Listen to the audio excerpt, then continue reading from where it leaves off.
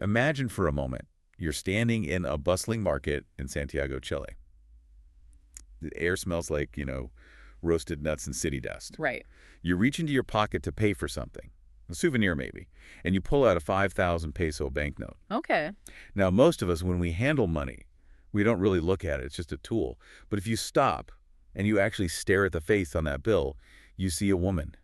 It's a very specific image, isn't it? She looks incredibly calm, maybe a bit stern, even. Totally. She has this high collar, her hair's pulled back, severe and tight. It is the perfect image of the mother of the nation. Exactly, the quintessential, saintly schoolteacher. That's the word. When you look at her, you think, strict but loving. You imagine her teaching the alphabet to a room full of 6-year-olds? Or maybe knitting a sweater in a rocking chair by the fire, dispensing some kind of gentle, non-threatening wisdom. Yes, it just evokes this sense of order, of, I don't know, submission to tradition. And that is the official version. That is absolutely the curated image that has been sold to the public for decades. It suggests this woman was safe, she was domestic. She was harmless. Harmless, that's the key. But here's the thing, and this is exactly why we're doing this deep dive today. That image, it's a mask. It's a massive, almost intentional fabrication, or at least a criminal oversimplification of who this woman actually was. Oh, completely. Because this gentle school teacher, Gabriela Mistral, wasn't just some local educator who wrote a few sweet rhymes. She was an absolute powerhouse. Powerhouse is almost an understatement. I mean, just to put this in perspective right out of the gate so we all understand the stakes here. Go for it. Gabriela Mistral was the first Latin American author to win the Nobel Prize in literature. And I want to be really clear for everyone listening. Right. We are not just talking about the first woman. No, the first person, period. She won the Nobel in 1945. Think about that timeline for a second. It's way earlier than you'd think. It's years before Pablo Neruda, before Gabriel Garcia Marquez, before Mario Vargas Llosa, before all the giants of the Latin American boom that people usually associate with that region's literature. She beat the guys to the punch. And she did it by a pretty significant margin. That is a massive moment. I mean, she's the foundational figure, the matriarch of this whole literary movement. She is. But despite that, history and specifically later political regimes in Chile sort of flattened her out. They took this complex, jagged, brilliant woman and just turned her into a saintly statue.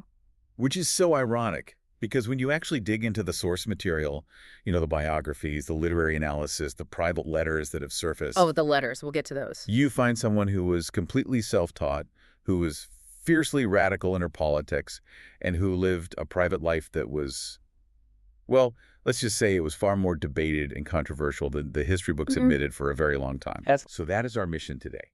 We are going to peel Gabriela Mistral right off that banknote. We're going to look at the poverty-stricken childhood that shaped her, the meteoric rise she managed without a university degree, and the tragedies, both romantic and familial, that fueled her poetry. And we have a lot of ground to cover. We're looking at biographical data, deep dives into her works like Desolation and Tala, and we really have to put this all against the backdrop of Chilean history. Right. From the rigid class systems of the late 19th century all the way up to the Cold War. And the central theme we're going to keep coming back to is this tension, right? The public symbol of order versus the private reality of a radical thinker. A woman who wrote about mad women, who championed indigenous roots when it really wasn't cool to do so, and who processed this just earth-shattering grief in her work. So let's unpack this. Let's start at the very beginning. Who was she before she became Gabriela Mistral? Okay, so she was born Lucila Godoy Alcayaga in 1889. And if you are picturing a privileged upbringing that leads to a Nobel Prize, a nice library, tutors, a comfortable estate, Erase that image. erase it immediately. She was born in Vicuña, Chile, but she grew up in a tiny village called Montegrande. Paint a picture of Montegrande for us. Yeah. Because geography often shapes destiny, right? For sure. Montegrande is in the Elqui Valley. It's an Andean village, so it's rural, it's rugged, and back at the turn of the century, it was seriously isolated. What's it like there? It's a place of intense sun, sharp mountains, and very dry earth. It's beautiful in a harsh kind of way, but it is a hard place to live if you don't have resources. And her family situation. Did she have those resources? Absolutely not. Her family situation was defined by instability. Her father, Juan Jerónimo Godoy Villanueva, was actually a schoolteacher himself. Oh, that's interesting. Yeah, but he was known to be a bit of a wanderer, maybe a bit of a poet at heart, but he just wasn't a reliable presence. I see where this is going. The reality for Lucila was that he deserted the family when she was only 3 years old. 3. Wow. That is a pivotal trauma right there. Abandonment at age 3. That has to leave a mark. A huge one. He essentially vanished from her daily life. He eventually died, alone and estranged, years later in 1911. So for her childhood, his absence meant what? It meant immediate, grinding poverty. Her mother, Petronila, was a seamstress. They were constantly moving, just scraping by, trying to make ends meet. Poverty wasn't just a circumstance for her, it was the atmosphere she breathed. And this poverty directly affected her education, right? Which is so ironic given she's known to the world as this great educator. It completely derailed her formal schooling. Because they moved so much and because they always needed money, she couldn't attend school regularly. Her formal education technically ended around the year 1900. Wait, hold on. Let me do the math here. Born in 1889. So her formal schooling ended when she was 11 or 12 years old. That's correct. She barely finished primary school. That is just mind-blowing. Yeah. So the woman who would become the educator of the Americas, who would lecture at universities around the world, technically had an elementary school education. Yep. How does she bridge that gap? How is that even possible? Well, she had a secret weapon, her older sister, Emelina Molina. Okay. Emelina was a teacher, and she was really Lucila's first instructor. She gave her the basics. But beyond that, Lucila had this voracious, just undeniable intellectual drive. She read everything she could get her hands on. She was an autodidact. A pure autodidact. By the age of 15, she wasn't just studying, she was working. She became a teacher's aide in a little seaside town called Campaña Baja to support her mother. So at 15, she's basically the breadwinner, working in a classroom, trying to keep food on the table. But she wants to be a real teacher, right? She wants the credential. She does. She wants to be legitimate in the eyes of the state. And this is when we hit the first major roadblock in her life. It's a moment that really exposes the class dynamics and the religious rigidity of Chile at the time. What happens? In 1907, she applies to the normal school. The normal school, that's the teacher training college. Exactly. It's a gatekeeper institution. You go there, you get your degree, you're set for life as a professional. She applies, and she is rejected. On what grounds? Was she not smart enough? Did she fail an exam or something? Oh, she was brilliant. That was not the issue. The rejection was widely attributed to the school chaplain, a man named Father Ignacio Munizaga. He essentially vetoed her admission. A chaplain is blocking an academic admission. What did he have against a teenage girl? It wasn't her grades, it was her voice. Even as a teenager, Lucila had started publishing articles in local newspapers, papers like El Coquimbo and La Voz de Elqui. And she wasn't writing about, what, flowers and sunsets? No, she was writing about educational reform. She was advocating for better access to schools for the poor, for different social classes. She was questioning the status quo. So she was an activist from the jump. She really was. And the chaplain saw these writings. He labeled them pagan or socially disruptive. Essentially, she was walking the boat. He thought her ideas were dangerous for a young woman to have, and certainly dangerous for a future teacher to hold. That is fascinating. So in 1907, Chile, being a teenage girl advocating for social equality gets you blacklisted from higher education. Pretty much. She was effectively canceled by the church before her career even started? In a manner of speaking, yes. She was pushing for change in a very rigid, class-stratified society. The gatekeepers just slammed the door in her face. But here's the irony, and it speaks to her sheer force of will, her resilience. She didn't stop. She did not stop. Most people would have given up. They would have said, okay, the system says no. I guess I'll just be a seamstress like my mom. Right. But she realized there was a loophole. Chile is a long, geographically difficult country. There was a massive shortage of teachers, especially in the rural areas, the hard places. So if you were willing to go where the fancy university-trained teachers wouldn't go, you could get a job. Exactly. It's the classic, I'll do the dirty work strategy. So she entered the School of Hard Knocks. She taught in La Serena, in Barrancas, in Treguén, in Antofagasta. She moved all over the map of Chile, often to these very difficult, isolated environments. these are the trenches. She is learning how to teach by actually doing it, often with very few resources. And she eventually proved herself so undeniably competent, so brilliant in the classroom, that the system just had to accept her. She forced their hand. And how did she do that? In 1918, she was appointed director of the Cerebron Lyceum in Punta Arenas. Punta Arenas. That's the end of the world. That's as south as you can go before you hit Antarctica. It is deeply isolated, but she ran it. And then the ultimate vindication.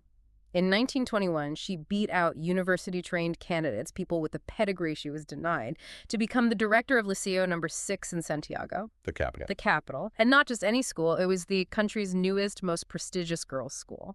That is a massive flex. Hmm. She goes from being rejected by the training college to running the most prestigious school in the system.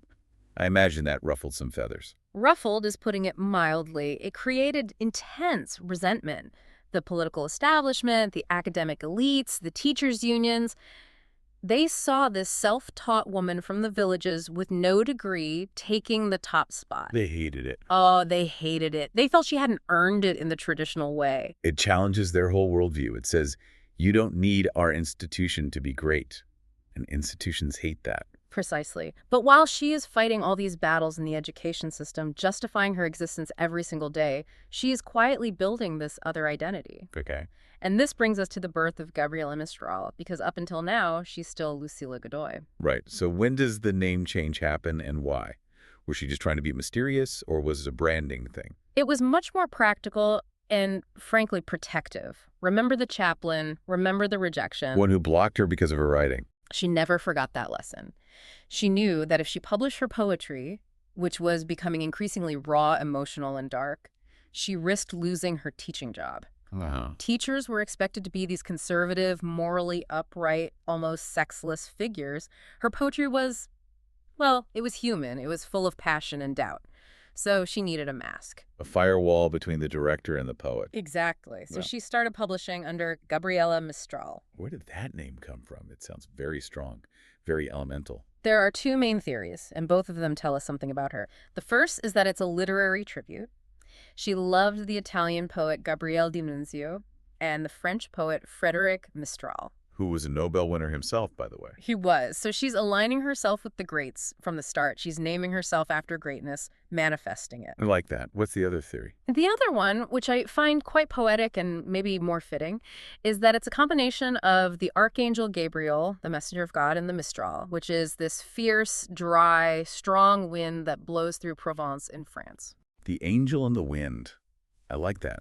It captures that dual nature, spiritual but powerful, maybe a little destructive. It fits her perfectly. She actually described herself as having a wind, nature strong, sometimes harsh, cleaning out the old to make way for the new. So let's talk about the poetry itself. You mentioned it was emotionally outspoken. What was she writing about that felt so risky for a schoolteacher? To understand the poetry, we have to look at the tragedy. Her life was just punctuated by profound loss. In 1906, when she was quite young, she met a railway worker named Remilio Ureta. A railway worker. Again, she's not mingling with the elites. She's dating a guy with dirt under his fingernails. No, she's with the working class. They had a relationship. The details are sometimes debated, how serious it was, how long it lasted, but the ending is not. In 1909, Ureta committed suicide. That's just devastating. It was a shock. And to make matters worse, she had a second love shortly after who ended up marrying someone else. So double heartbreak. And these heartbreaks were the catalyst. They fueled her first major literary breakthrough. Sonetos de la muerte, sonnets on death. Sonnets on death. That is definitely not the light, fluffy verse people might expect from a gentle schoolteacher. Not at all. These poems won the Juegos Florales, which was a national literary contest in Santiago in 1914.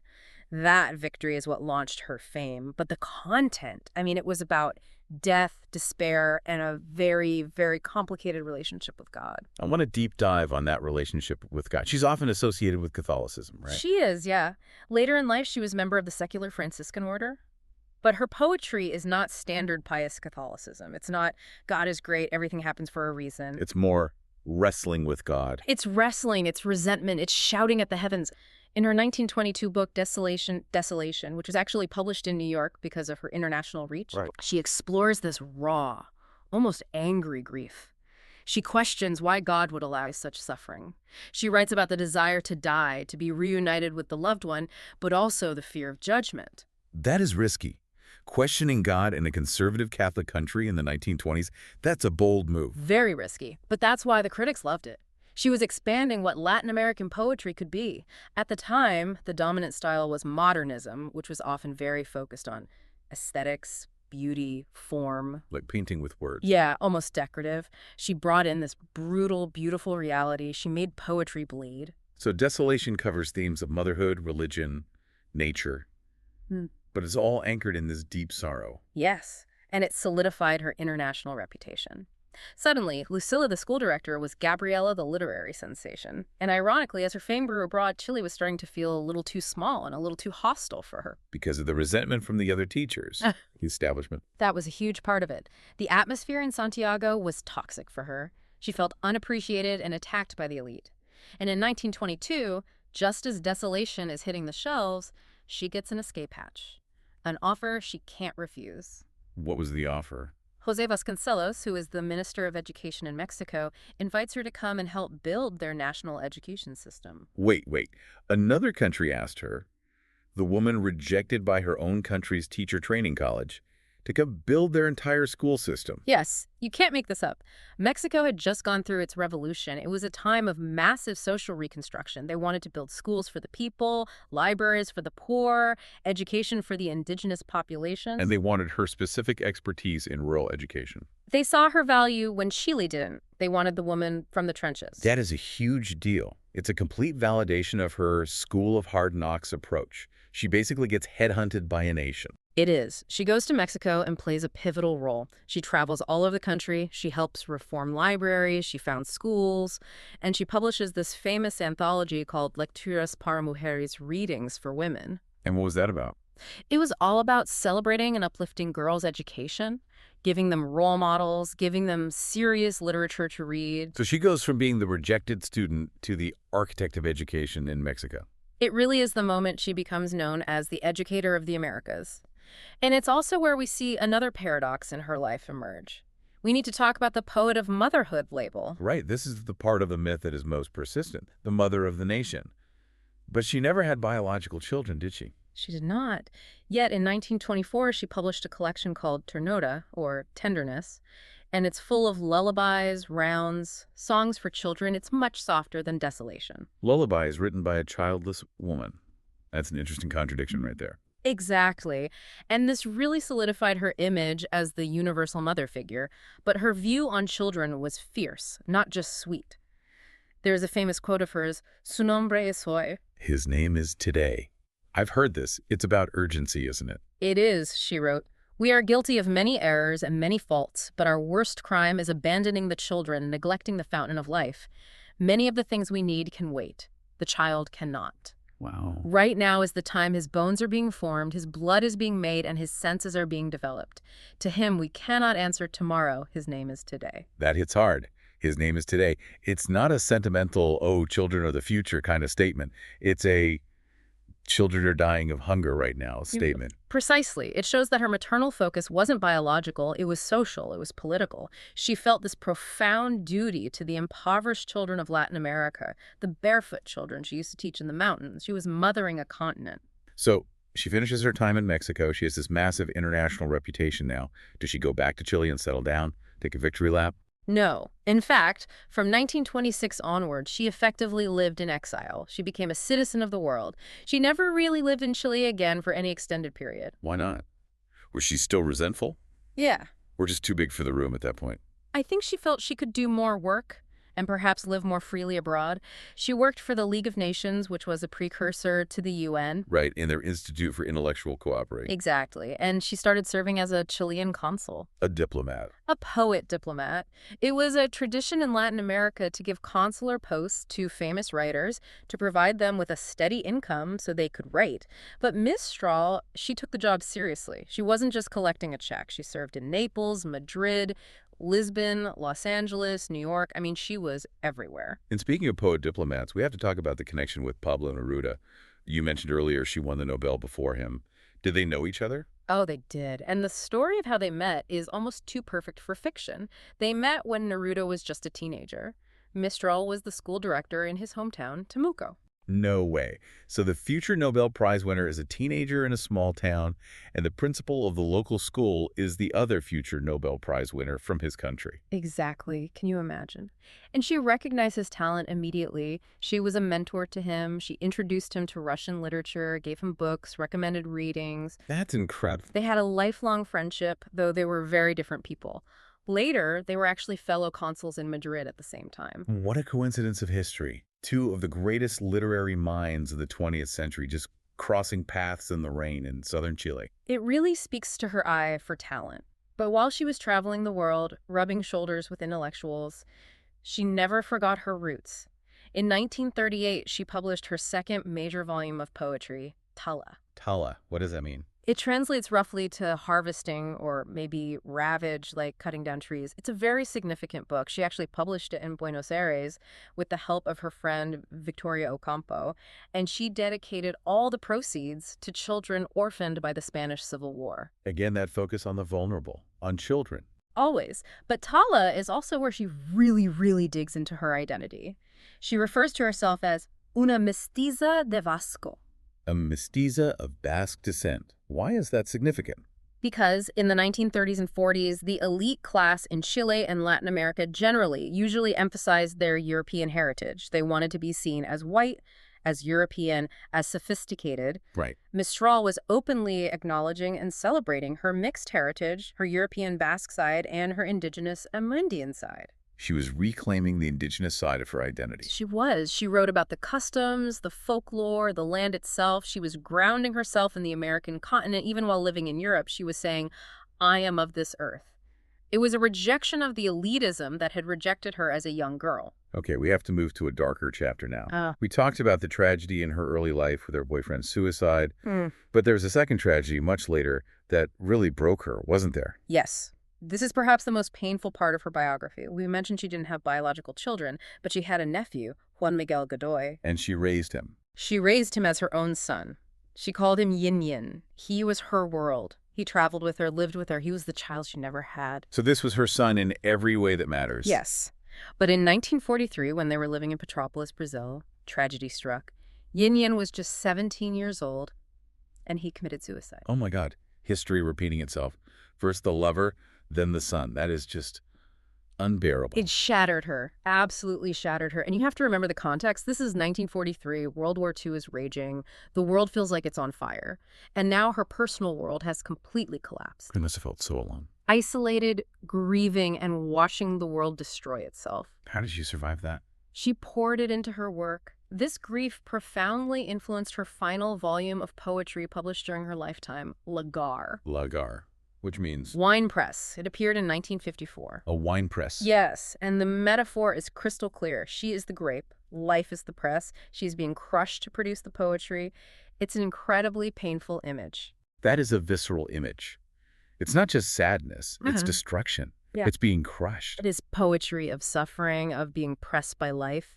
It's much more complex, much more modern than her earlier work. It's jagged. It's the work of a survivor. Now, this brings us to the aspect of her private life that has caused the most debate in recent years. For a long time, the story was she lost her railway worker love, she remained celibate and faithful to his memory, and she was this suffering, saintly figure. The tragic spinster narrative. Exactly. But new evidence suggests that might not be the whole truth at all. This is where we get into what is often called the revisionist view. For decades, biographers just accepted that narrative. It fit the mother of the nation myth perfectly.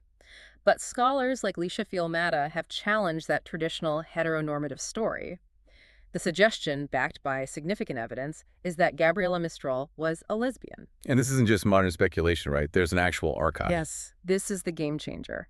In 2007, after the death of a woman named Doris Dana, a massive archive was discovered. Who was Doris Dana? Doris Dana was an American writer, and she was Mistral's executor. She was also her companion for the last years of her life. She was 31 years younger than Mistral.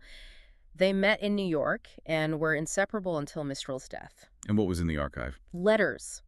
Thousands of documents. There were letters exchanged between Mistral and various occasional female lovers throughout her life, but most importantly, letters between her and Dana. Thousands of them. Yes, and they were published in a book called Niña Errante Wandering Girl in 2007. And the content of these letters. To modernize, it reads clearly as a romantic correspondence. There is deep intimacy, nicknames, expressions of love and jealousy. Mistral writes to Dana with this incredible passion. It suggests a long-lasting romantic relationship. So the saintly schoolteacher had a passionate life with women. It certainly seems so. However, and this is important for historical accuracy and nuance, we have to mention the conflict here. Okay. Doris Dana herself, while she was alive, explicitly denied it. She denied it, even with the letters. In her final interview, Dana described their relationship as being like a stepmother and stepdaughter.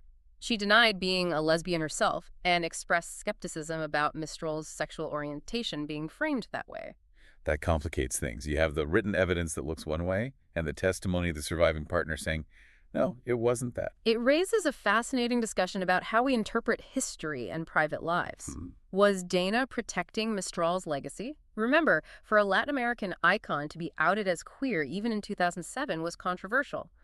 In the 1950s, it would have been career suicide. Or maybe our modern labels just don't fit. That's the other possibility. Was Dana defining their relationship in terms that simply don't fit our modern labels of gay or straight? It's the roommate phenomenon we see throughout history. Just good friends. Exactly. But regardless of the label, what the archive proves is that the lonely spinster narrative is false. She wasn't alone. She had profound, intense, loving relationships with women. The saintly schoolteacher image doesn't account for that complexity. It tries to erase her desire. It adds so much depth to her. She wasn't just a statue. She was a human being with complex desire. Precisely. And all of this, the grief over Yin Yin, the travel, the secret loves, the political activism, it all culminates in 1945. The big one, the Nobel Prize. The Nobel, 1945. She travels to Sweden. King Gustav presents her with the award. What do the citations say? Why did they choose her? It's beautiful. It says she received the prize for her lyric poetry, which, inspired by powerful emotions, has made her name a symbol of the idealistic aspirations of the entire Latin American world. The entire Latin American world. That is a heavy crown to wear. It is. She was the voice of the continent. And remember the timing, 1945. The world is just stepping out of the ashes of World War II. Right. The Holocaust, the atomic bombs. Humanity is traumatized. Her voice, which spoke of sorrow, but also of human dignity and the rights of children, it resonated so deeply in that post-war moment. She offered a kind of moral clarity. So she wins the Nobel, she's on top of the world, but she doesn't go back to Chile. No. She stayed abroad. She moved to the United States eventually. Her health started to decline. She had diabetes and heart problems. She settled in New York, specifically in Roslyn and then Hempstead on Long Island. A long way from the Elqui Valley. A very long way. And that is where she passed away on January 10th, 1957. She died of pancreatic cancer at the age of 67. And Doris Dana was with her. Doris Dana was by your side. Her remains were returned to Chile, though. They were. The Chilean government declared 3 days of national mourning.